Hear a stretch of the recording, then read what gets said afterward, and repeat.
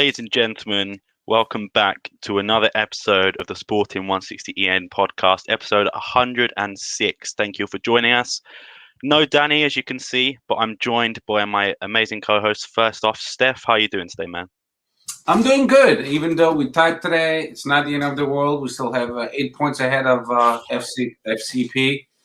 And we have, I think, 11 of Benfica and still 12 of Braga. So we're still in good shape. That's why we have the lead that we have, so we can manage it. So I'm doing okay. Good. And to finally, my final co-host, Chris, how are you doing today? Doing good, man. Tough one to take today for sure. We were just chatting before we went live, you know. I mean, we've had games like this or similar scripts, right, where we've conceded close to the end, but we've always somehow had like a miracle comeback, or we've had a miracle comeback and they've disallowed it for suspicious reasons. So like I thought the miracle comeback was honestly still going to be on. It's a tough one to take. Yeah, I mean, I guess and it felt like a loss, like in that right as the whistle blew to end it, you know. But then you settle down a couple minutes, you realize you still get a point, right? It's still 8 points, right? But yeah, hopefully the boys learned a lesson today. This is the first time that this has actually happened. They had one shot, it was a banger, and yeah, tough one on target, I should say. Yeah, got to agree. What shirt are you wearing today? I'm interested. Oh, it's just a t-shirt. I think it's like a 2009-10, just like, you know, casual tee, lounge tee. Nothing. It's not a jersey. Okay, no, it looks clean. It's clean. But what we'll do, since the game is so fresh in our minds, we'll start off with that for a change. I'll read out the starting lineup. In goal, you have a Dan, Gonzalo Inacio, Sebastian Coates, Vidal, Pedro Porro, Paulinho, Braganza, João Mario, Nuno Mendes, Pot, and Paulinho. Matheus Rice came on for an injured Nuno Mendes. We also had Thiago Tomas come on and Matheus. I'll start off with Steph. What were your overall thoughts in the game? We'll get into the little details, but what were your overall thoughts? Well, overall, I thought the first half we owned it. We could have been up 2-0. But, you know, the VAR exists, and sometimes it's in our favor, sometimes it's against us. So I'm not complaining about that. It is what it is. Paulinho, Pedro Gonçalves was offside, not Paulinho. The second goal disallowed. And it is what it is. It's the rules of the games. But we should have been 2-0 in the first half. It didn't happen. We still went into the second half with 1 goal up. We should have gotten, you know, the second one just to give us a peace of mind, which I thought we did. With Pedro Gonçalves again involved, and he was off by 2 centimeters. From what I understand, by the VAR again, they canceled the goal. That's what they're saying. That's what they're saying. That's what they're saying. And you know, we have to believe it somehow. But I'm not going to say that we tied the game because of that play. That would be foolish of me.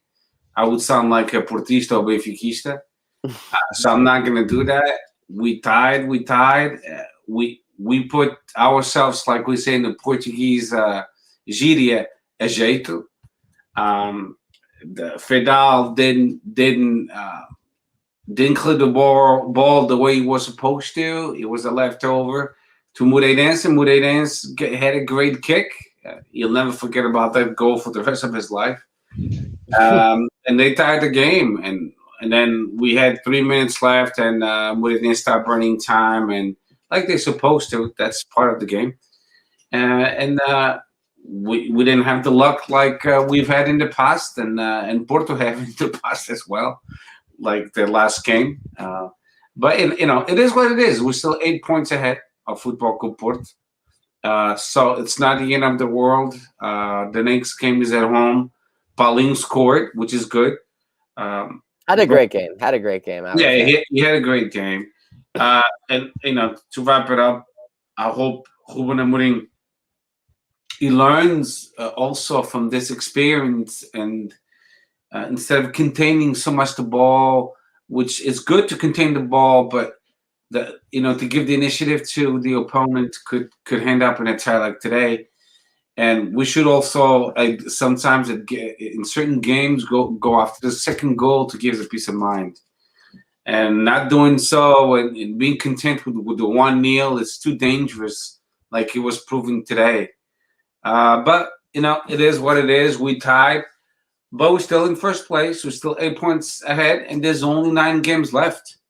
So that's the good news. The next game at home, we have to go guns blazing. Because when you look at Braga, the game today, they barely won. Porto barely won. Benfica barely won. And today we tied. Next round, it could be the opposite way. So, but we have to be more cynical. And, we have to put it away. And we have to score our chances. And not give the opponent an opportunity to come back. But again, 1-1. Porto was 7 points away. Now they're 8 points away. So that's all I have to say. About this game. Fair enough, and I tend to agree with most of what you're saying. Chris, it's been a few minutes now since the full-time whistle. Have you got any thoughts to add on to Steph? How did you think the game went today? Yeah, I mean, I thought it was. I agree with Steph too. Dominating first half. It felt more comfortable than it was. Felt like, especially since we scored a couple goals, saw the ball hit the net.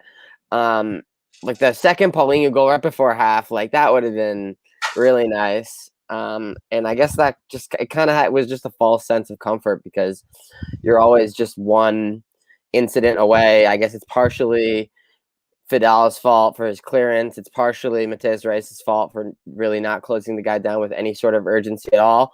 But at the same time, it's also a banger, right? So it's just, it's mostly unfortunate. I didn't even think the ref had a bad game. I just thought that the incidents were like, it's not his fault that Moreirense has bad camera angles in their old stadium, right? That's not Pinheiro's fault, right? And it's someone else in the video booth's fault, or I mean, could have just done nothing on literally all of them and just counted all of them, dislike all of them. It feels like they're all sus, so you just count, or at least not the second Paulinho goal, the second pot offsides, and their goal. It's like I can't really tell. So I think they probably both should have just stood. But yeah, it's really not. It's not the ref's fault. It's just a bad break, and I mean, it was not like we did so much to really create so many other chances that we were missing clear opportunities. But it was just like a comfortable game. They've broken our way mostly this season. This one just didn't break our way. Yeah, I'm just going to add a little bit onto that. I thought from the first half we played pretty well. If you were to tell me what the final result would be after that first half, I would have said maybe 3 or 4-0. Second half, it seems like we said a lot this season that we just lose concentration. We make silly mistakes. Our players get tired, even though there's been an international break. I know you could say for Paulinho and Nuno Mendes and Neto didn't play, but they didn't have that much of a break. I think Vidal might have played in that little bit too, but I think there was just, again, me and Chris was talking before we started. We knew it was coming. We didn't know when it was coming, but the way we've been playing is just that it's going to happen eventually. It's either we're going to take a draw, we're going to take an L, and I think it's better to get them out of the way early, so that way we can sort of reinvest and revise the tactics that had. I will say we'll get into the full recap of points later, but the offsides was. I agree with what you say, but it's just like typical Liga NOS. It's going to be 2 centimeters offside. How do they calculate that? It's just amateurish. It's just amateurish. Yeah, it's just random. Yeah. or not so random. I don't know, but whatever it is just sus. But I don't think that's why we tied the game, though. No, it's not. I think it's just like I don't know, man. I don't know how you disallow one of them and allow one of them to stand. I just think that they both should have been the same decision. You're talking about the one, and that's just in the game, Like obviously we could have done more, but even in the little ish that we above average ish that we did, it still felt like enough. I think we've literally played worse games than this and still won. Is what I'm trying to say. Yeah. Yeah, definitely. I agree with Paulinho. I thought he was fantastic. It's what we needed for a while, and I think if he gets that second goal, we're home dry. But the substitutions as well I thought were questionable. Briganza, I don't think João Mario should have stayed on instead of him. Pot had an awful game by all accounts. I know he did technically score, which was offside or which wasn't offside, and he technically got the assist on the offside goal. But I don't think there was that much that he could have done. But we'll get into a bit that later. And Richard, next Monday, it's going to be gone, mate. Barbers are open. I can get my hair cut. I'll come up clean for this next podcast. I promise you. But for now, you just have to deal with it. I've lost my hat as well, so I can't even cover it. But let's start off with the Nuno Mendes tackle. Can't show the video for copyright reasons. But Chris, did you think the foul was a yellow card, a red? Was it a good tackle? What do you think? I think it's a good tackle that I could easily see being a yellow. He kind of like gets his legs in between him, which is where he runs into trouble, is why his ankle folds over. But like he does get the ball. It's a hard tackle. It's like you see those kind of tackles, I feel like in like the English, the Scottish league, like 16 times a game. So yeah, I think it's a good no call. It's unfortunate though. And yeah, it's the second time, right? It was Palhinha thought he literally broke his arm, would have been out for like at least 6 weeks, probably maybe would come back for 1-2 games at the end of the season. Nuno Mendes, like we don't know how bad it is yet, but it could be anything, right? If it's torn ligaments in his ankle, he's done, right, for the season. We could even get into like what the fuck happens in the summer then if he's hurt. I don't even want to go down that road because I hope it's just a scare. But yeah, that's totally unresolved, I would say, as of the recording of this. Yeah, definitely. I think it's a good sign that he did get up and sort of run about for like 2-3 minutes, but I mean that could have made it worse as well. So who knows? But Steph, what did you think? Was it a yellow card, red card, foul?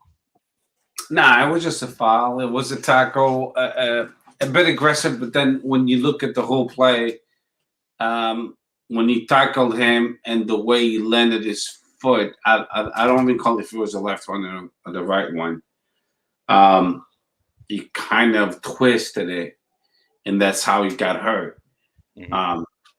I mean, I'm not a physician, and he had an ankle or foot injury earlier this season, didn't he? Yeah, I think an ankle. We'd have to research and see if it's the same one, but yeah.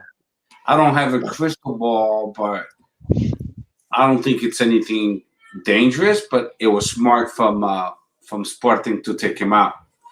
You don't want to aggravate the injury because you want to keep him on the pitch, and then you lose him for the entire 9 games that we have left. And then Matheus Reis is more than capable of playing well against Moreirense, which I think he was okay. It was nothing amazing. I don't think he could have Nuno Mendes could have prevented the goal against us because it was on the left side of the pitch. But hopefully it's nothing serious, like you guys said. And then Nuno Mendes will be good to go next game, which will be Sunday against Famalicão, which I hope we win 4-5-0 against those guys because that's where they took 2 points away from us. And with a clean goal, watch, I'll never forget it. That's why I still remember. Yeah. What I'll say on that is that if Nuno Mendes jumps over the player, then there's no sort of it's a yellow card, it's a red. It's just the landing, and I don't fault the Moreirense player for that. I think it's just the way it went. But I've seen Palhinha make that tackle a billion times, so I'm not going to say it's. I don't think it was malicious. No. Yeah, I think he went for the ball. I could see why people would think that the follow through might have been a little dirty, but I think it was fine. But in terms of the tackle after that was the one on Matheus Reis, which he just got completely wiped out as soon as he come on the pitch. I think that one is probably he got a booking for it, but I think after that Moreirense sort of calmed down a bit. I didn't see them do any more dirty tackles. I didn't think anything was too intense. But let's get on to the man at the moment. Paulinho got his first goal today. Was a great cross by Bragança and a good finish by Paulinho. Steph, what do you think of Paulinho's game, especially that first goal? And Bragança, what a cross! Am I right? Yeah, of course. Yeah. So Bragança, he has magic feet, and watching him on the under-21 national team was actually a joy. You never know what's going to come out of those feet, and today he just proved that he is an amazing player, but he needs space. He needs space, and he needs to be the one moving the ball and to the one in charge of the midfield, which a lot of times I think João Mário was doing that role. But the specific cross to Paulinho was magical. It was pure magic. Paulinho, he had a good header, and then the Moreirense goalie saved it, a phenomenal save. There's nothing he could have done that Paulinho got the second rebound, and then he put it away. So that was a great goal by Paulinho, which he scored the second one, and the second one was even more beautiful. It is allowed, of course. Great finish it was. Yeah, great. I thought finish. he took the touch a little bit too far, but he still got there. Got right over. It was perfect. Yeah, it was like the perfect touch. If it was a little bit longer, it was good. It would have got smothered if it was. If Sporting would have been 2-0 at the halftime, I think we would have won like 4-0. But it is what it is, and but that specific play was all by Bragança, and Paulinho finished it beautiful. Yeah, I agree, Chris. Bragança's ball was one of the highlights, I think, of the game in terms of pure spectating wise. What did you think of the goal? Yeah. I mean, saw a joke that like Sporad probably would have missed that. I don't think that Sporad would have put the header off target, or if Sporad had the same header, it would have got saved. He would have had the rebound blocked. Honestly, I thought the goalie had a great effort, even on the second attempted save. He just arm was just short of it. So yeah, it's good to see Paulinho. He's seen the ball hit the net. He worked his socks off the whole time. I saw he had like six tackles. Like, great defensive work, great from the striker. Yeah, I honestly thought, like, I guess we can get into this. It's more relevant if Nunes is out, but like, what formation works best if we want to go back to having two midfielders and the wingers and the more traditional target man, or because like Matheus Reis probably doesn't cover the whole flank as well as Nuno Mendes does. But at the same time, like, I thought Paulinho looked the best he's ever looked, but he had a strike partner, right? So is he better than with two than with someone in support like either Potter or Tomas than just up there alone? I don't know, right? So you have to choose if you're going to sacrifice one or the other. But yeah, I definitely think this was his best game, and yeah, he's unlucky not to have 2 goals. Facts. I will say that it was a great pass, and I thought he messed up the finish, and I thought the keeper made a great save, but it was great to win it back. On to that next point, which was brought up a little bit. Paulinho's second goal, which was offside. Steph, was it fair to call offside? At first, did you think it was offside? Was there any sort of doubt in your mind? What do you think of that disallowed goal just before halftime? I'm a big fan of the VAR. So if the VAR called it offside, and they took a little bit of time to decide that play, and the offside was off Pedro Gonçalves, which I don't even think we needed the VAR for that. It was clear that he was offside. So that was a good call, good canceled, good goal canceled, and no ifs and buts. I'm not gonna be a fanatic we do have them at Sporting too, but there's more at Porto and Benfica.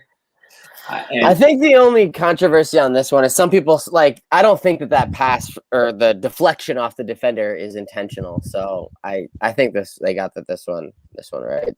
Yeah, I think so too. So I think it was a good call, good cancel goal, and it is what it is. It sucks for us because we're Sportingistas, but I think that was a good call. Yeah, I agree. It was a great finish by Paulinho, all things considered. At first, I'm not gonna lie, I thought it definitely come off the opposition player, but when that little review came in, you could clearly see that it come off the player. So it was a good call in the end.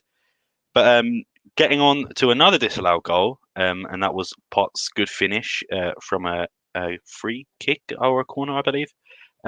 Chris, offside, 2 centimeters. What are your? Do you have any thoughts? Like, what do you think? Yeah, I just think that you can't tell, right? So I don't see that there is enough there to overturn it. I'm looking at it again right now. It's like, is his shoulder leaned out further than his heel is stepping backwards? And yeah, I don't know. It's actually probably the best angle of all of them, right? But it's the closest one to tell, I think, also too. So it's like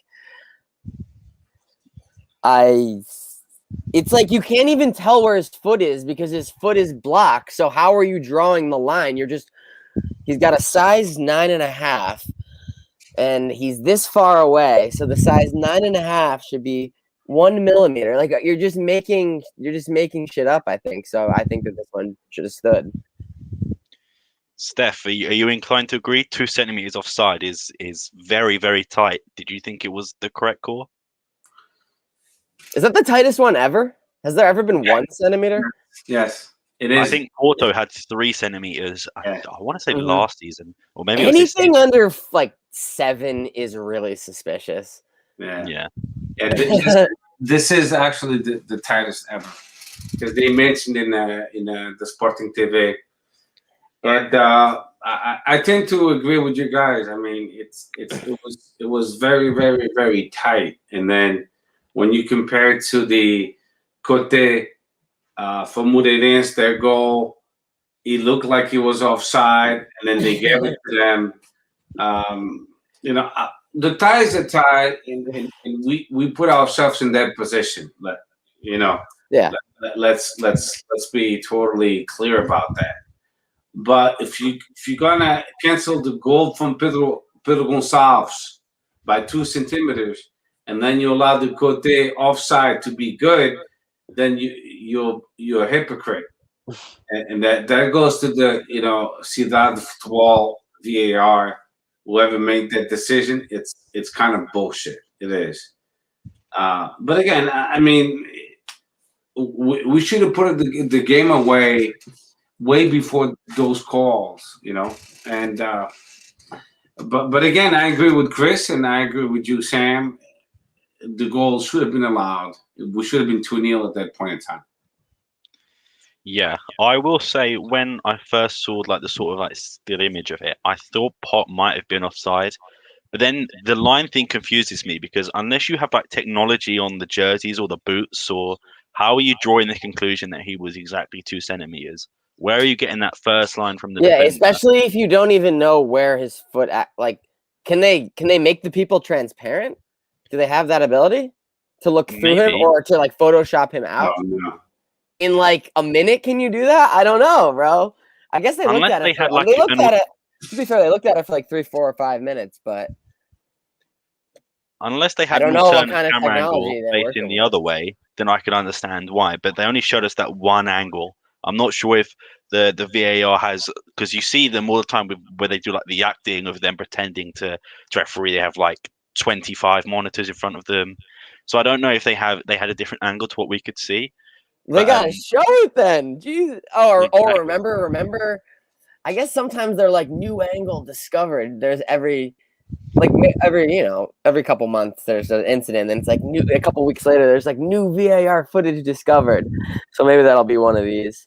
Maybe. Yeah.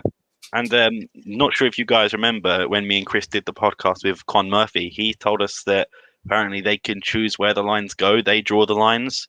It's just they can move the lines if they want to. So I'm not going to complain this is some global conspiracy, but I would just like a bit more clarification on what was offside. Was it Pot's shoulder? Was it his boot? Just something that give us a bit more information. But speaking of more information and offsides, we've got the equaliser for Moreirense. I'll start off with this one. I thought Abdul Conte was offside, who I believe used to play for Sporting. He So, did. of course, he's going to get the assist or He was the captain. sort He was a captain of our youth. He made a couple. Did he ever debut for the seniors? I feel like he did. No, I actually searched No. this during the game because I thought the same. He made one. He was on the bench He one was on the time for bench. us in Okay. the Europa League game where we won 3-0 against some random ass team that I can't remember off the top of my head. But like he never actually made the He is a good player. He's a beast, and I think I don't know why they put him as a winger. I think he would have been a phenomenal number 6 like Pelinha. But I don't know. I mean, it is what it is. But I liked him. Yeah, I mean, I think he's a good player as well. I believe we let him go for literally nothing as well. Yeah, so no, it's probably. I think it was probably just to cut ties, keep 50%. The classic. Yeah, definitely. Yeah, but it was a good goal. I'm not taking anything away from the goal. A great finish, but I have to question 3 people on that. Vidal with that little flick for some reason. I have no idea what he's doing. Especially 90th minute, the ball's coming to you. You either clear it or you just make the easy pass. Don't do some like stupid flick shit. There's Matthews Rice, like Chris mentioned earlier, failure to close down, sort of just watching the ball. And the third one isn't so much criticism, but Adan didn't even seem like he was on his toes. Literally just watched the ball go past. I feel like his positioning could have been a bit better. But Chris, is there any other criticisms you have? Any sort of doubts in your mind after that goal? No, I mean, I think my position is that this one should have counted too, because I think that you can't really tell. But I mean, the thing about this one, so the line from this one, I think that their official one was like 15 or something on this one. But I actually think it's a lot closer than that, because where they say Inaciu's shoulder is, I don't know. It looks like they were a little generous on that one, and they're like 15. And then the guys on Sports 3 are like, Claro. Like, what do you mean, Claro? It's not clear at all. It's so fucking close. It was like even on the replay where it says like the centimeters at the end, it's sort of like merged into the substance. You can really tell. They're like, yep, it's clear. We're good. Like, we sure about that, boys? We sure about this one? Tough, man. It's unfortunate. It's harsh on what it is, too. Imagine you disallow it. They get their one chance, they score the banger, and then you're calling offside by like 3 centimeters or some shit. Like, that's harsh too, right? Feel for them in that situation. But yeah, I guess it feels like that we're owed one by the gods or something. So hopefully are our debts repaid, or are we still like, do we still have some debt to pay to the gods or some shit? Yeah, facts. Did you have anything on the players from us on the defensive side of that, the goalkeeper, or was it just it is what it is? It's a bad look on, I think, yeah, all 3, right? And it's a bad look if you concede one shot on target and it goes in, right? That's just regardless of the situation. If you're that goalie, right, Adan, right? That's a 0% save rate. I mean, he had like, I guess he was okay with his feet, but like really wasn't tested. Also, it's worth mentioning, the first chance of the game really could have been 1-0 Moreirense if Rafael Martinez hit the target. That pass actually goes through Fidal's legs. So that's also low key a potential blunder by Fidal. And also, it's worth mentioning that Moreirense could have easily had a PK for Fidal in the first half, very clumsily, very, very clumsily barges into the defender before the ball gets there. I thought that was going to be at least reviewed, and they just said play on, and I was like, it was sort of the way he grabbed him around. Yes, we're good, I but saw like, it. Yeah, I saw him grab it, and I was like that's amateur. That is that if you grab someone in the box, like it would have been harsh, but why are you doing it? He makes a meal of it. The guy feels the touch and goes down, but he's going down because he feels the touch, right? And it's just totally unnecessary. Yeah, it's so. I mean, I guess they could cash out of that one, too. I guess. So yeah, I guess some weird VARing, you could say, in this game. Yeah, definitely. Steph, are we being too harsh on Vidal, Dan, Matthews Rice, or do you think it's fair? No, I think that play that Chris is talking about, in handball terms, it would not even be 2 minutes expulsion. I mean, it was. Everyone forgets that the game of football is a contact sport, not as much as rugby or American football, of course. But I mean, you do use your hands all the time. When you jump to the ball, you raise your arms. I'm not a big fan of calling every foul because there's a slight touch. That's why I'm a big fan of the Premier League, because the referees are more respectful in the sense that you need to fight for the game, you need to fight for the ball, you need to fight for your position, and then let the game go. And that I think the Portuguese referees, they kind of going that way. It feels like they've like shifted the last couple weeks. You notice that? Do they have a Zoom call or some shit where they're like, "Yo, you guys there's too many fouls. Like this is out of control." And I think Portuguese referees, they're trying to go away with the soft fouls, but then here we are. No, I mean, Steph, I come 100% agree with you. Like, don't err on the side of not calling it. But let's just say I have seen a lot less contact get given. Agreed. I mean, even just today, there's more in that Fadal lance than the Rafa lance from earlier today. And obviously, that's Benfica's first penalty of the season. I don't even want to get into that. But, like, there's literally more in that Fadal lens than that. And, I mean, how it's like inconsistencies there. But at least for our game, it feels like they've been letting it play, which I have personally liked. The referees, the Portuguese referees, they're trying to go away with the soft fouls, and it's a very difficult adjustment for Portuguese fans, which, like you just stated, we were used to plays like that being a PK right away. Bang, it's a PK. But now they've gone away from that and trying to make it more interesting and more physical. But it's not only an adjustment to all of us, not so much for Sam, because Sam is exposed to the Premier League on a.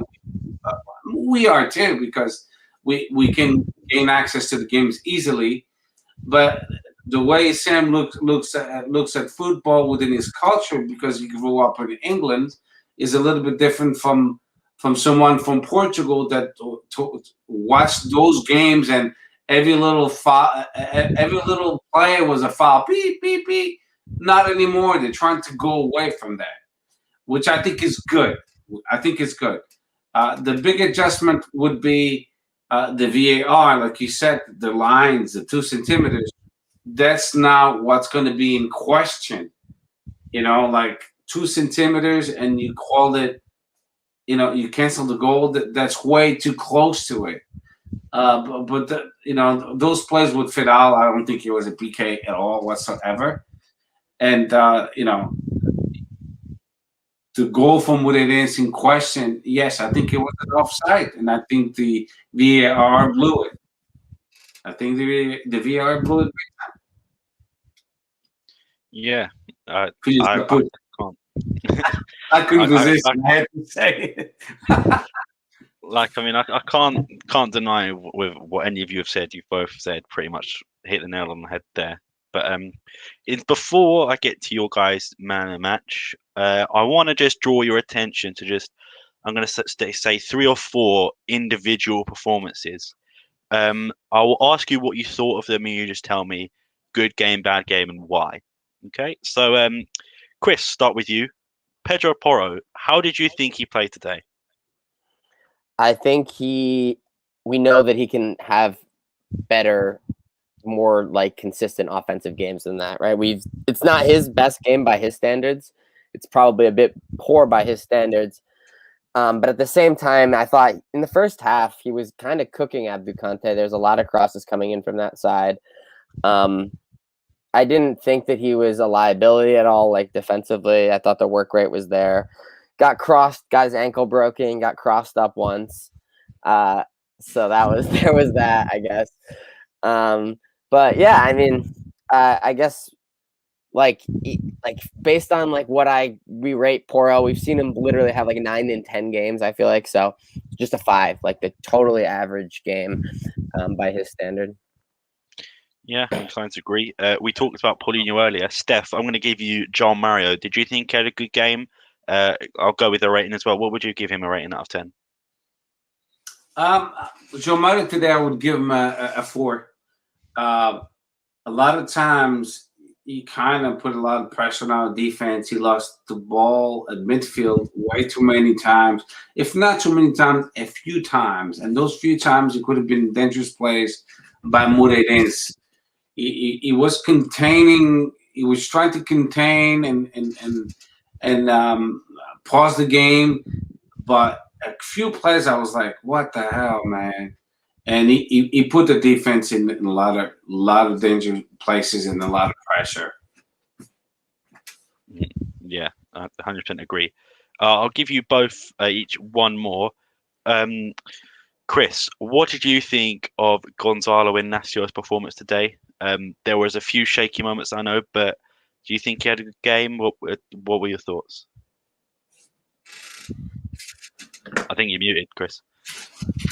Yeah, sorry. So honestly, I thought like Fidal and Inacio switched places, right? So in the first half, I thought Fidal was the one that was fucking everything up, and I thought Inacio was totally solid. And then in the second half, I thought Fidal actually tightened up a little bit up until the moment where he's doing a heel flick in the 92nd minute in his own box. But outside of that, I actually thought he tightened up a lot, and he had like 8 interceptions, led the team or something like that. I saw I actually thought he tightened up a lot, and I thought Inacio in the second half was the one that was like doing the sketchy moments, or it seemed like the sketchier moments are coming from him. So yeah, like we've seen, he did have. I mean, he always has like a couple like good passes, like good visions, right? More than your average center back, I would say. But nothing special, right? We've seen him have much better games. We've seen him been lights out, knocking balls in over the top, putting it right on guys. So yeah, like if we're doing 10, 5 again. Yeah. Okay. Yeah, I'm inclined to agree. I'll give this last one to both of you, but I'll start off with Steph. Pedro Gonzalez, a top goal scorer for us, but today, what were your thoughts? I think Pedro Gonçalves he has to. He kind of frustrates me at times because he's trying to look for the perfect pass to assist, and sometimes I want him to take a risk and take the shot and be more adventurous and be more cynical and take a risk. And today, he when he had a couple chances, a couple looks, sometimes it's a fraction of a second. It's like maybe the window of 1 or 2 seconds, just like in the NFL. A quarterback usually has a window of 6 seconds. Am I right, Chris? 6 to 7 seconds. It's honestly less than that now. Like they say they get it out in like 3 to 4 seconds. So if you have a window of 6, it's like a perfect timing in the NFL. And I felt that Pedro Gonçalves, but he had that window a few times to take the shot at net, and he didn't, and he missed the opportunity. And that's what I think a lot of footballers lack of, the confidence. It's take the shot when you have the window. Take it. And that's what I want him to do, is to take the shot. If he shanks it, he shanks it. But if you take the shots, and then he might score the goal. So that's the only thing and that's why maybe he's not scoring goals, because the first 15 goals he scored, or the 15 goals he already scored, it's because he took a chance. So he has to go back to that demeanor. Yeah. Chris, you got anything to add on Pot's performance?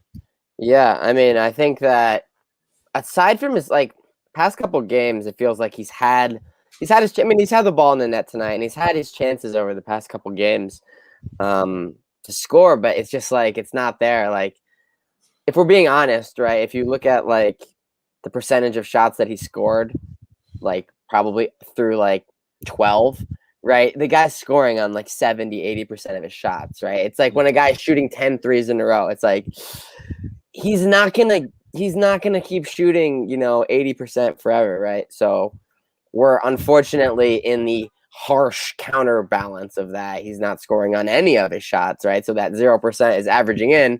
And at the end of the season, he's going to end up with like an above average percentage, right? But still, it's a really harsh, overcorrection, unfortunately, he's going through right now. But like, work rate, you can tell, I feel like he's kind of frustrated and you can see it on his face and he's putting his arms up. I see in the comments, just back to the all, yeah, he could have seen a yellow easily on that play. Guess that speaks to the new Portuguese reffing, right? Let it play out. Stiff-armed in the face, no yellow. Or like forearmed in the face, no yellow. He did call a foul, but no yellow. So yeah, I guess we're doing that now. So that's cool, I guess. But yeah, he's like Paulinho, where I feel like it did him like so much good to see him hit the ball hit the net. Like once Pot gets that goal, like I think he'll be like hopefully get some confidence back. But yeah, I'm not gonna lie, over the past like month or so, like he's been quite frustrating. Yeah, I'll just add to that. I do feel a bit bad for him because I feel like if those two goals that weren't if they stood, then we're talking about a great pot performance and a goal and an assist. But like, I mean, that's ifs, and without those ifs, I think he played poor. I wouldn't say it's time to drop him yet, but he needs that motivation. I feel like he plays a lot better when Nuno Santos is on the pitch. I think them two have a really good connection, especially at the start of the season. But I mean, I'd like to see him improve at least a bit. He sometimes don't know if you guys noticed, but when things don't go his way, he just sort of like strolls around and walks around. Yeah, there's a play today where he's just like the guy comes over his back, right? He just kind of is like standing there, and the ball kind of goes back in his direction, but he's just kind of like has his arms up and is walking back that he's offside. Yeah, I do notice that. That's why I think he's frustrated, right? So it's like if you drop him, it's like does that make it worse at that point? You just gotta play through it and hope he puts a good game or two together. But yeah, it's tough right now for him. Yeah, it's one of them as well. I think I've come to the conclusion now. He's one of those players that now he's got all the interest from like Liverpool and Arsenal and all these teams. I'm not going to say it gets to his head a bit, but it's just that extra bit of pressure that comes onto it, knowing that you've got scouts coming specifically to see you. I know there's like Nuno Mendes and Paulinho, but there is at the time where they're specifically coming to see him. And I mean, I think the pressure just caught up to him. And I mean, he can't bail us out every game.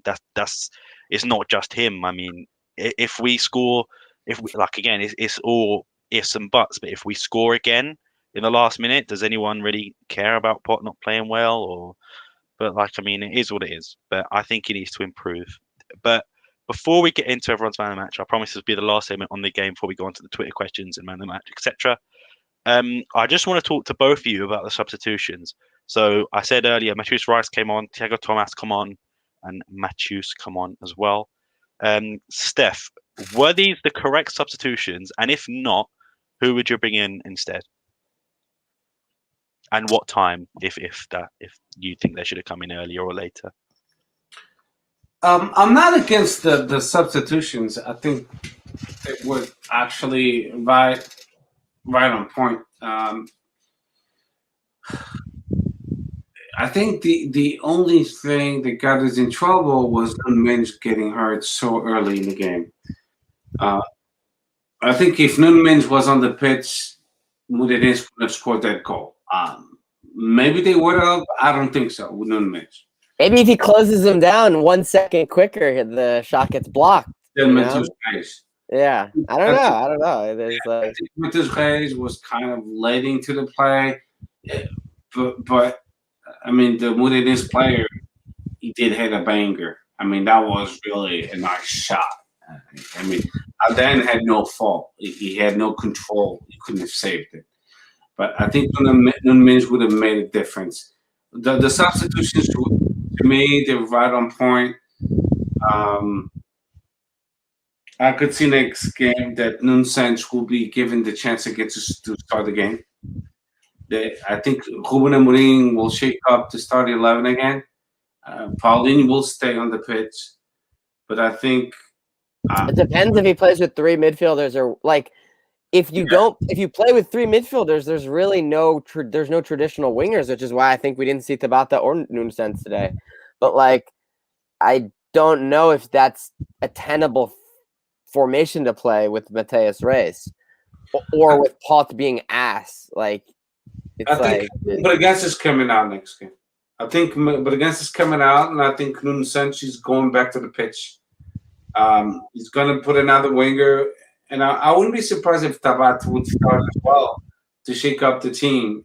He'll be upset about this tie, and we didn't lose. Let's not forget it. It's been 25 games without losing, and that's phenomenal. Okay, so Moreirense is a tough opponent to play. A smaller pitch, no estádio do Cónegos. So it sucks because we're not used to this, but we kind of felt that we could have tied a few games ago, but we tied today. But the only thing that pisses me off is that how Porto won the game very late. They should have tied. Benfica. That one really sucks. Even Braga today. We ceded ground to everyone. Everyone won this week. Braga, Sporting, come on, man. Come on, brother. He missed the first shot. He tried to miss that chance. He tried to keep his streak alive and miss that chance. But I don't think Braga is a problem anymore. But the thing is, it is what it is. The league is so tight, and we have an 8-point advantage, and now we have to be really careful how to manage it. And I think Ruben Amorim, his approach would be, let's score 2 goals instead of 1, and let's play containing the game. But the 1 goal is too short. That's way too short. Every game. We can't. It's going to happen like today. And, if it happens like today 2 or 3 more times and we're still champions, I'm still going to be happy. But fuck, it sucks to watch a soccer game, at home, man. That tight. I was struggling by myself in the basement watching the game. Fuck, score the second goal, god damn it. Finish that ball. I was really, really so frustrated, because my wife kept on calling me, hey, my sister came over. I'm like, I don't give a shit. I just want to watch the soccer game. Oh, dear. Well, Chris, do you want to follow on from that? The subs, were they the right subs, the right time? What do you think? Yeah, I mean, I think Bragança is unlucky to get subbed off. Especially, I understand, like Steph said, if he's taking him off to sacrifice him to go back to the traditional formation or the formation that we played 90% of the season. But yeah, I mean, keep João Mario on. I mean, I thought João Mario, we talked about it the last pod before, how he's just slow motion. He was doing that so much today. He was even when he's in the 18, it's so casual, then passes it. It's bro, he just slipped you through. Cross it, do something, be quick. But bro, he just takes any quick ball or anything, quick shot. You can't it's so hard to beat defenders when you're just literally standing still. So when he totally stops it like that, you just gotta pass it around. And it's bro, just try to take a risk once a game at least, So yeah, I mean, but at the same time, it's not like he played bad, right? He didn't fuck anything up. He just was totally neutral. Not worth 10 million. Come on, I could find a guy down the street to just pass it sideways for less than 10 mil, right? I can find someone for 1 mil to just pass it sideways, right? You could bring back Battaglia to pass it sideways for free. So come on, we can be better. We can expand our horizons further. Moreirense pass it sideways if he really wanted to. Seriously, he's in good shape. Yeah. But the only thing I will say is that they made all 5 subs, and you clearly saw that they were, especially the last 20, that they had more energy. As soon as Braganza came off, I think we started to lose a bit of our confidence because I think he not only is he a great passer and he offers a lot, but he offers that like he's a good defender. He does well on the ball, and it's not just because it was Thiago Tomas, but he came on Did and I nothing. swear he looked like he just played 90. He's played when we played against Porto, he was still running at like the 90th minute. He come on and he just he looked so tired. And like I feel bad for Jovan. We slate him a lot here. We do. But like after his heroics against Porto, for me, that Moreirense game was screaming for Jovan. Screaming him to come on. Yeah, for 20, 25, like that's fine.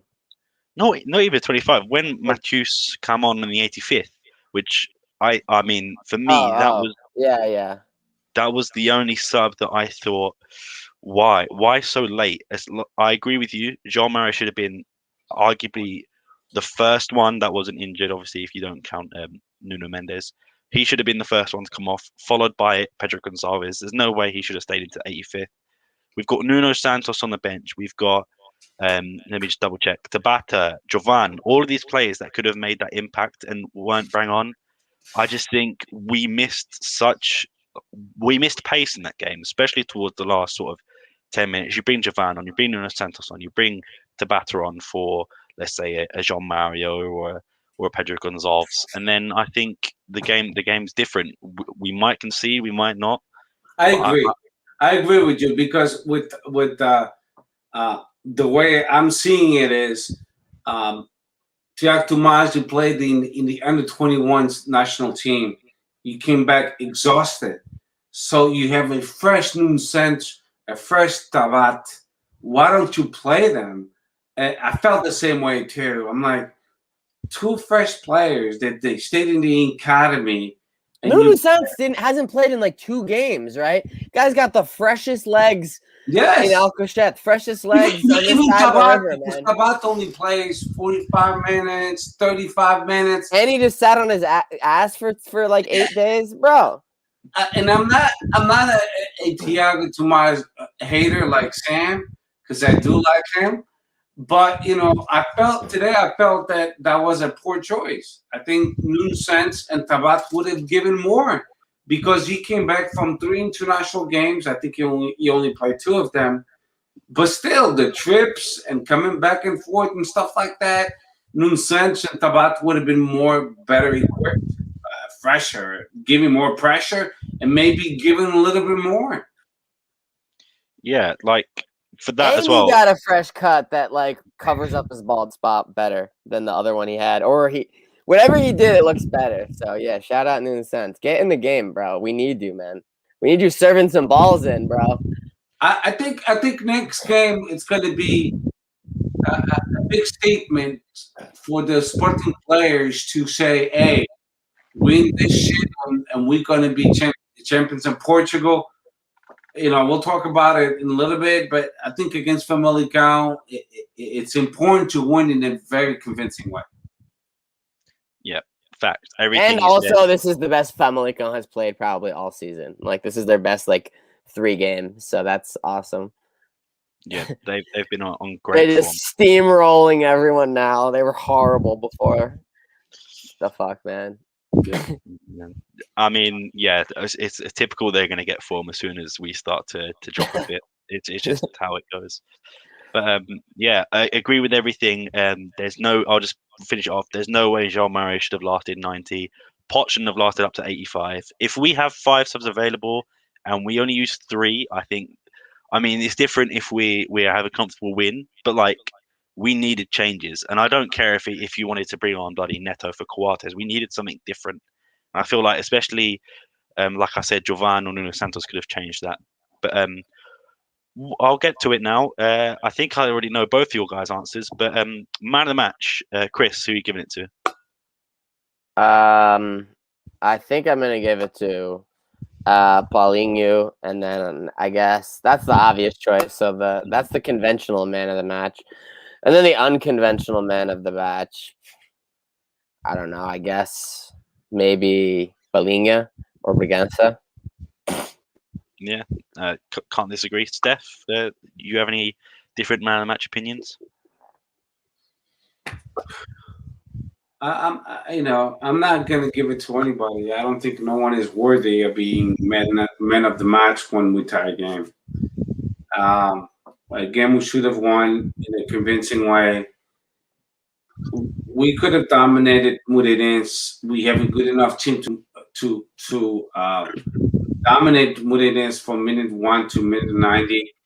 They could, of course, have 1 or 2 great plays, but we gave them the initiative. I never get how we can be up 1-0, play amazing football, and then we just give them basically, here it is. Now you can play, and we're just gonna watch. I hate that. I totally hate that. I mean, if you're playing good football, if you I'm honestly, even after the first goal probably came in like 30, 35, right? Probably 30. Yeah. The 10 minutes immediately following that were shit. Like, the goal kind of came against, the disallowed goal kind of came against the run of play. Like, Moreirense started playing more offensively after that, like more than they had. So, I don't know, man. Maybe it's just like... The thing is, every time we score a goal, it seems like we drop our lines when we give them. We drop our lines no matter what time. 30 minute, 70th minute, it doesn't matter. We do it. We have a good enough team to control the game and be more offensive and score more goals. Why not? Let's club with them. Let's go for goleada.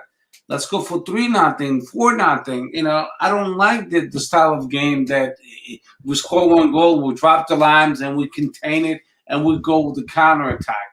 We suck in the counterattack, actually. Every time I think, okay, we up 1-0 in the counterattack, we're going to go 2-0. We're never precise with our passes. And then we miss those chances of goal, and then we end up suffering like today. Moreirense scored in a late goal, and everyone was kind of predicting it, and that upsets me because we could have won easily. Some portions of the game, I was like, "Well, we're going to score a second goal in any second, any minute," but we never did. But if we kept our foot in the accelerator, we would have done so, but we didn't, and I don't like that mentality. The mentality should be, let's go for the second goal. We scored the first one. Let's go for the second one. Don't drop the lines, guys. Keep going, keep going, keep going. Keep the pressure on Moreirense. Don't give them the initiative, because when you give them the initiative, you're giving them hope. Yeah, I think we should probably go back to 2 midfielders, honestly, because now I'm thinking about it. Maybe it's like Porto and Nuno Mendes, because like, in the absence of wingers, there's just less bodies going forward. It's like maybe they're just like get gassed and they need to take like breaks in the game, in-game breaks. If Porto doesn't, and it's like they naturally do it after we score. If Porto doesn't play. Oh, I'm just saying. I think that. I'm asking you if Porto doesn't. Nunes is Mateus Nunes. Yeah, that's who we would put in if he got hurt in game. He would put Mateus Nunes in, even if he has Pereira. You have Pereira on the bench, but if it happened, I don't think you would have put him in. Okay, you put Pereira in only if it's like 3-0 or 4-0. So would you put Porto exhausted or João Pereira? Porto exhausted, but. That's what you get is sometimes the baixadas linhas after we score, because the dude's just non-fucking stop. But that's why Ruben Amorim is the coach, and we're not. I know. You have to make those tough decisions. Like, do you want to put a Nuno Mendes that's exhausted? Clearly, he sees something in João Mario that like no one else sees. So, maybe he thinks that there's like an extra level that he can hit. Or something that he can like unlock if he keeps doing something. I don't know, man. It's worked, right? He has an 8-point lead, right? His strategy has worked, but as we've identified since like 2021, like the new year, like a lot of the results are suspicious. They are all are breaking our way. They literally all broke our way up until today. But yeah. I guess that's what there is to say. No one questions anything when you're just churning out results every single time. But if you get one bad result, you look at things differently. And like even with this exact same result, like if VAR functions differently, like are we even critiquing the same things? I don't know. I guess maybe the game looks differently too, right? If they're chasing the game more than they were or something, but I don't know. Yeah, facts. Like, I would agree with Steph in that we don't really deserve to give out a man of the match award. I'm not sure if you guys saw today. Ferenc lost. We mentioned it to Braga. Man of the match, Ryan Gould with his little trophy, looking all sad because they lost the game, and obviously he cares more about that than man of the match. But if I would I would say Paulinho or Braganza, but obviously Braganza only played 60 minutes, so I'm gonna have to give it to Paulinho. And just I saw it in the comments just a minute ago. We made 3 subs. One of them was obviously injury. So in terms of refreshing the team, only 2 subs were sort of brought on to make us better. But yeah, I'll give it to Paulinho. And last topic on this game, I guess on this game and in general, is should we be worried about our form? Did this result make you guys worried? Does it make you feel panicked? Steph, do you have any thoughts on that? Not at all whatsoever. No, not at all.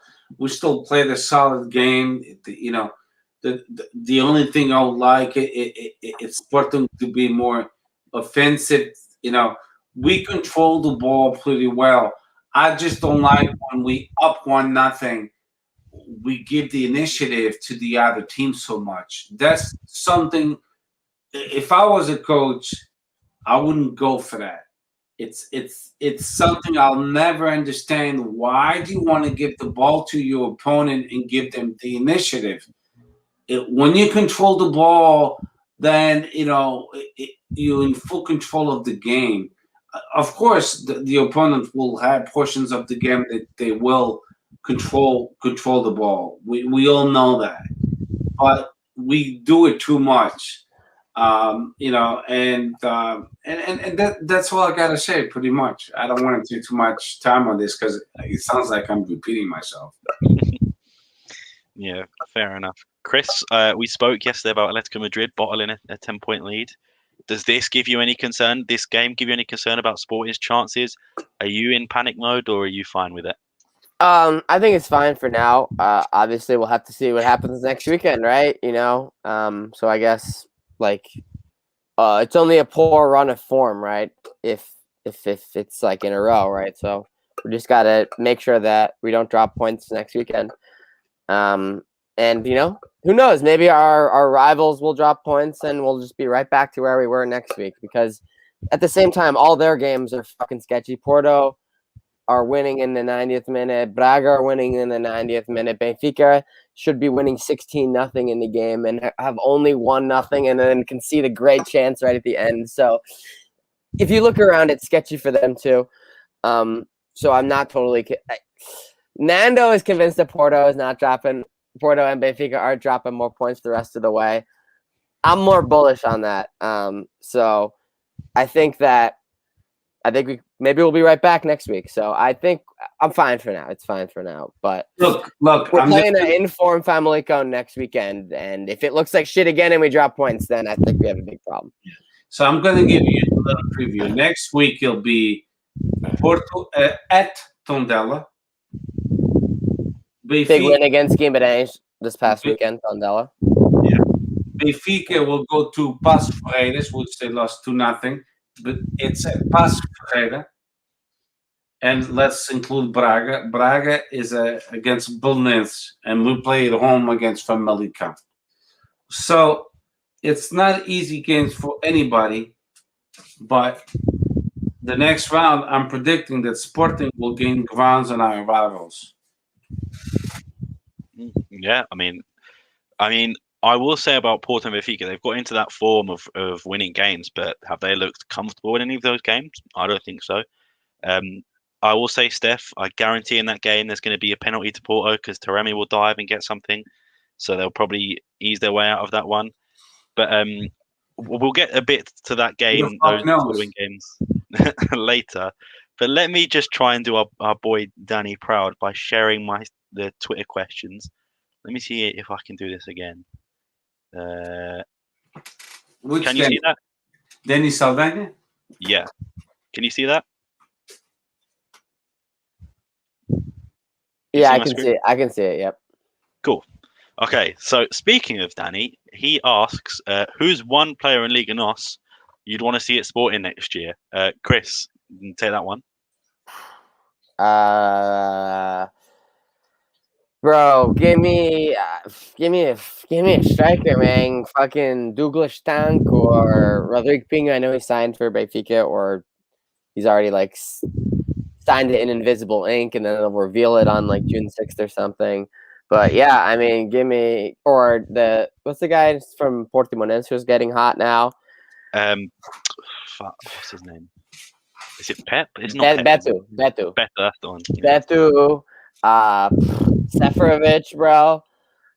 I don't know. Moraga. Like, give me another striker, right? Fair enough. Steph, do you have anything to add on that? Who's one player from the league you'd like to see?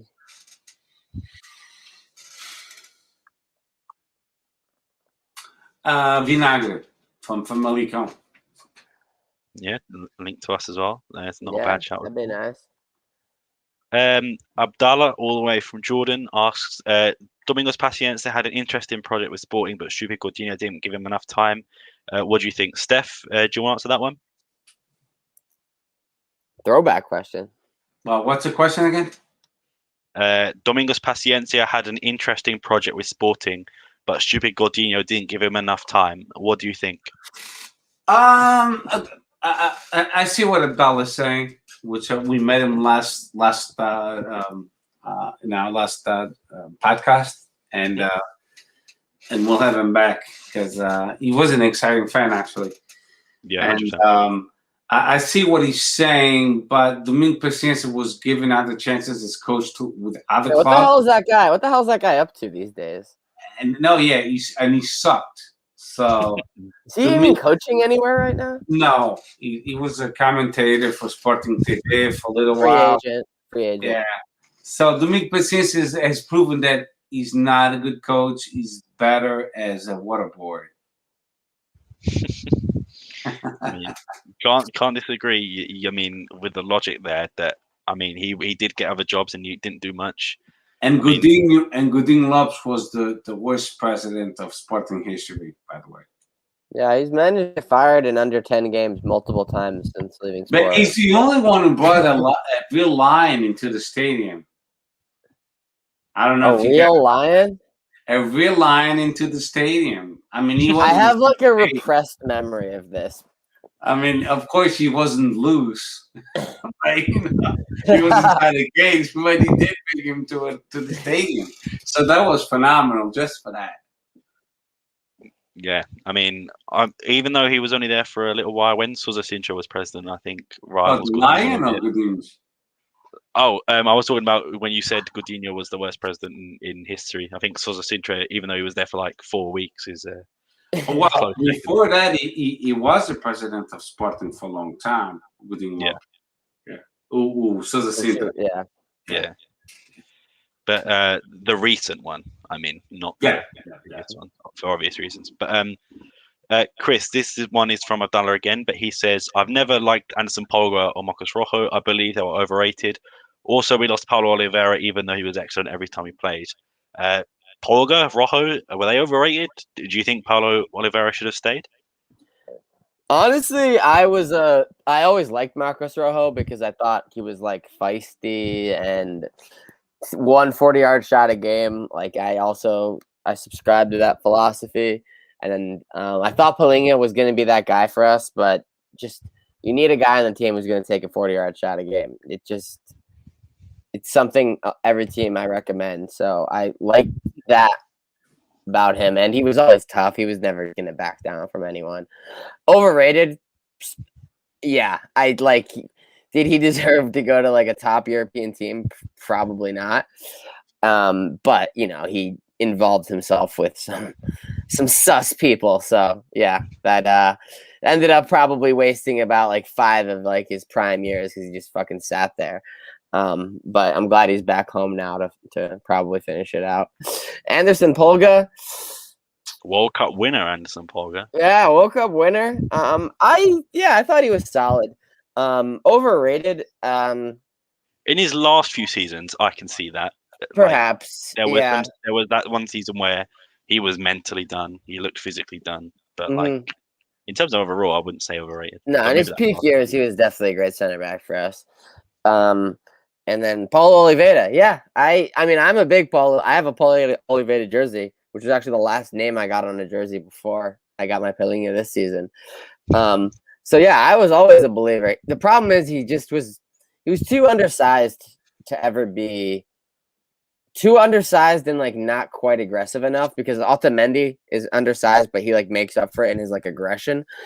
Paulo Oliveira is not too aggressive, and he's kind of undersized, so I think that took away from him ever being a top prospect. But he's obviously very solid.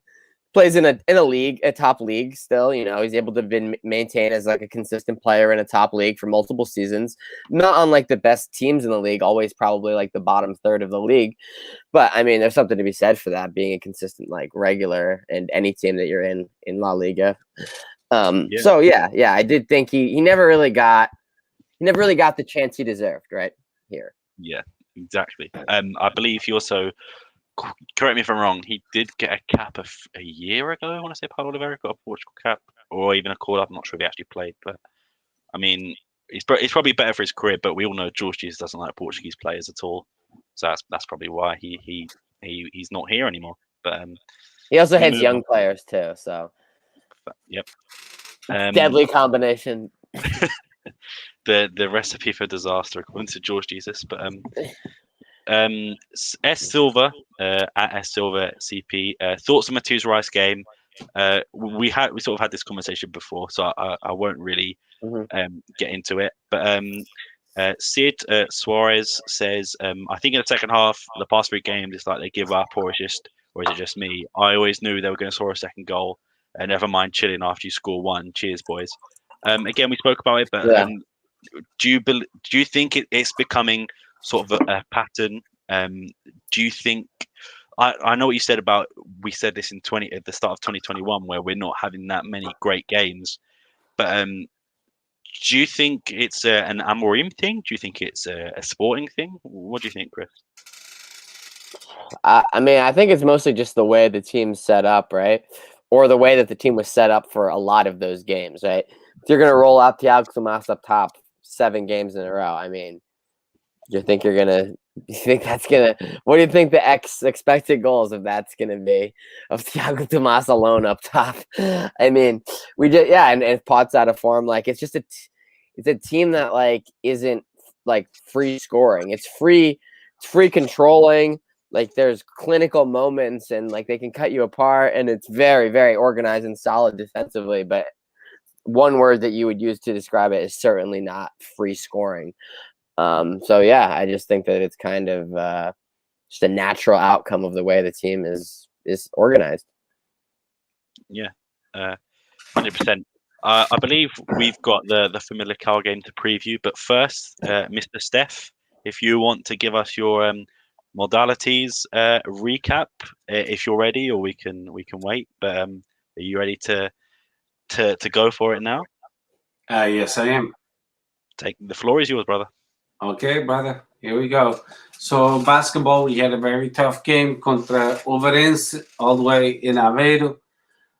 We managed to pull a win, 97-92 away. This game gets a special shout out to Travante Williams. Mm-hmm. We were down by 6 with 5 minutes to go. My guy just started popping threes. We ended up winning by 10. So incredible turnaround in the last 5 minutes. Travante put the team on his back. Shout out. Yeah, exactly. We won by 5, so we remain in first place, which is very crucial. I think there's only one more game left, and then we'll play, just typical playoffs like in the US, the first against the 8th. So it'll be an exciting playoff. In soccer, the B team, we won 2-0 against SC Ideal. But the last round will be a very crucial one. We need to win, and we need to wait for Estrela da Amadora to slip. So good luck to that. Under 23, we lost against Benfica at home. which it really meant nothing at this point in time. That part of the phase, we're not fighting for anything. That's not even the championship phase. So it really meant nothing. It was good for the kids to learn, and get developed, and get familiar with the pressure. But that was it. It still sucks losing against Benfica, but it didn't really mean anything. Futsal, Sporting went to Belenenses and we won 4-1. With that result, we stayed in first place, and also for Belenenses, it kind of sucked because they officially went down to the second division. So I'm sorry for them, but it's not our fault. The whole season they've been playing very shitty. Our ladies in futsal, they tied 0-0 against Football Club Águias, Santa Marta, which again, we're going to be staying in the first division, so it has no relevance at this point in time.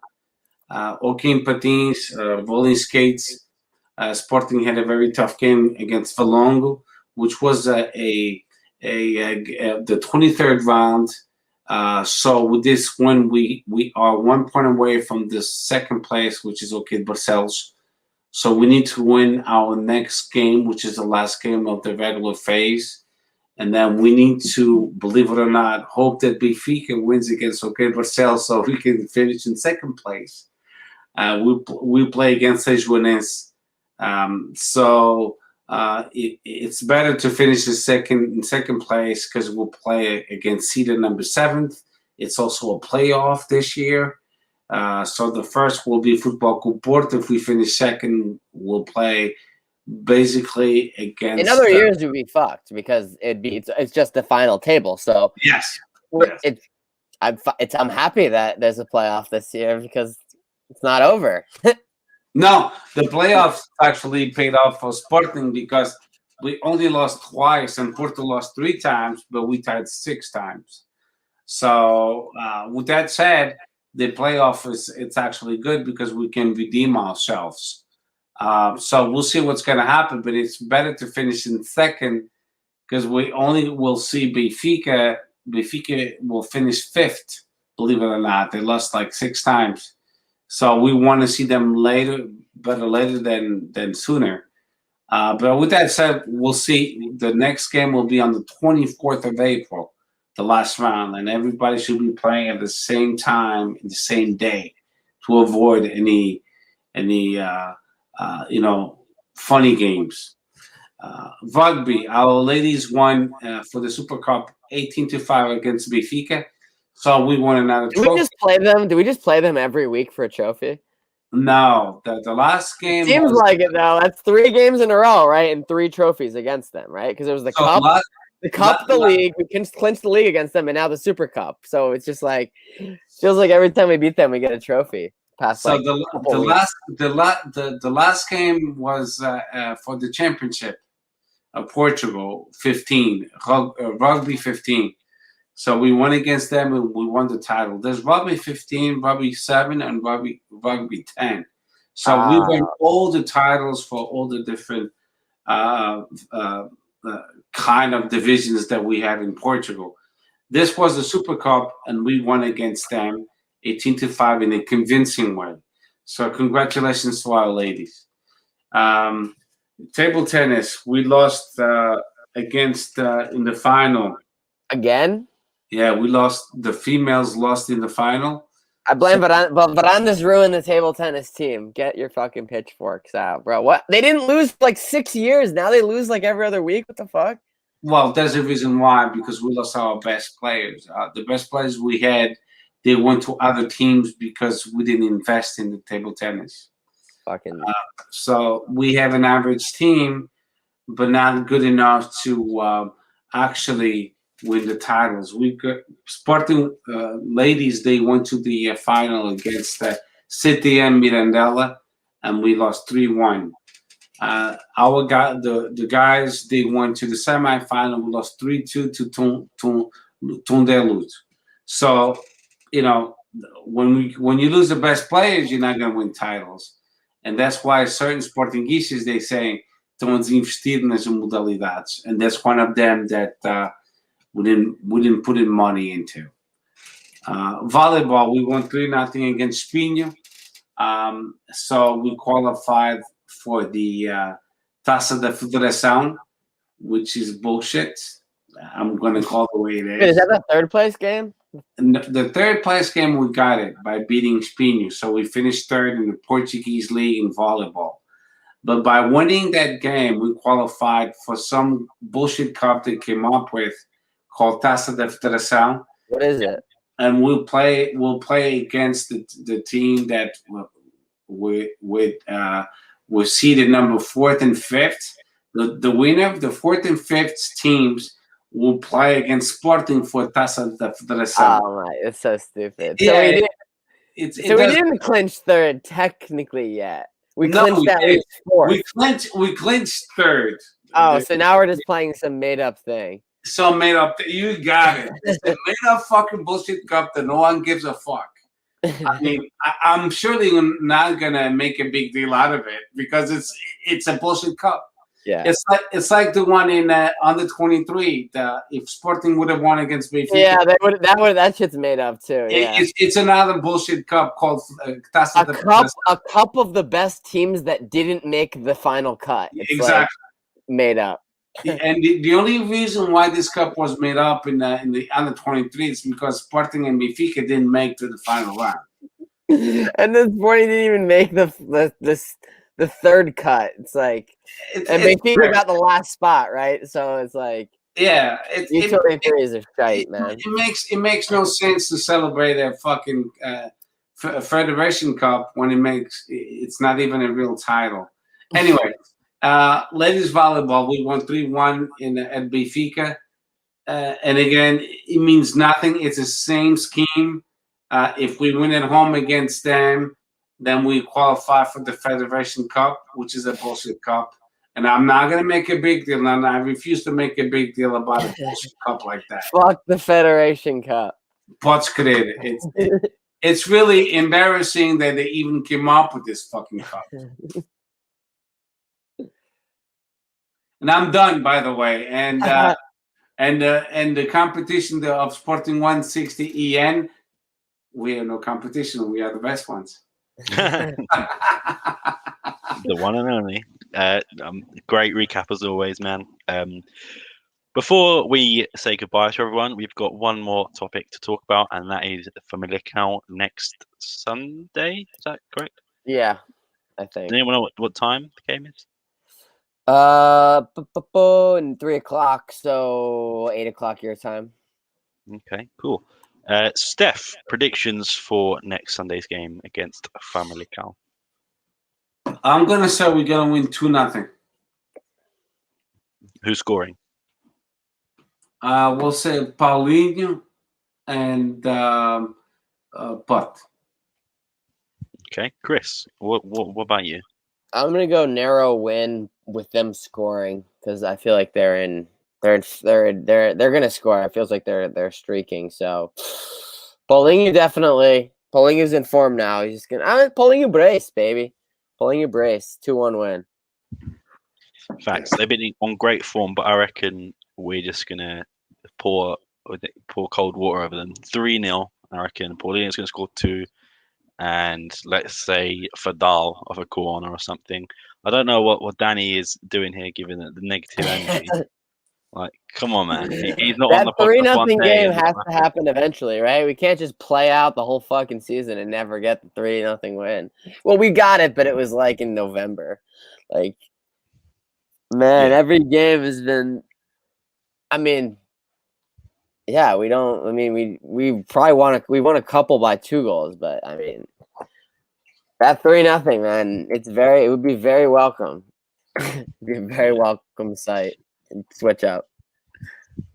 Yeah, definitely. So, but I'm gonna start wrapping up here. There's just a few more things I want to say.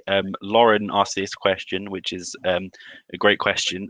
We actually got taken down, I believe, because we didn't get enough sales. I've had a few conversations with the boys, Nothing's confirmed yet. We're going to see.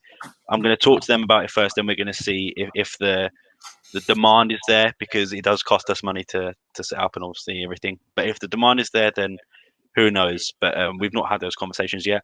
And as well, Richard Neves, shout out to you making the thumbnails. Danny put one in the group chat earlier. I don't want to spoil what the thumbnail was, but shout out Richard Neves. But I believe, unless there's anything I'm forgetting, that we're done pretty much. Am I forgetting anything, boys? No, I think we covered it all. Yeah. Cool. Was there no ladies game this past week, Steph? Say it again. Was there no ladies game? No, it's a break for the national team. They will play a late game from the first round against Marítimo no Funchal this weekend, which is imperative to win it. Yeah. All those games count now because we're nursing the lead, right? We got to keep winning. They should win it. We've won against Famalicão, which is the toughest opponent we have in the north, them and Braga, and we won against Benfica. So at Benfica. So if we win against Marítimo, we'll be in good shape, and I think we only have 6 games left. So. Yeah. Well, I mean, thank you everyone for joining. I'm sorry I'm not as great as a co-host as Daniel, but I think I hope I did you proud, man. Shout out everyone in the comments: Richard Neves, Paul Costa, Lauren, of course, the man himself, Danny Saldana. Let me see who else is here. Won't even let me go back further than like halfway. We've got Philippe, we've got Philip, we've got Juicebox Lial as always. We've got Jordan who asked the questions.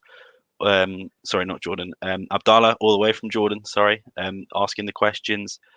We had a lot of fun today. I know it wasn't the result we wanted, but I hope we lifted your spirits a bit. But thank you everyone for joining us. We'll be back soon. But in the meantime, see you later.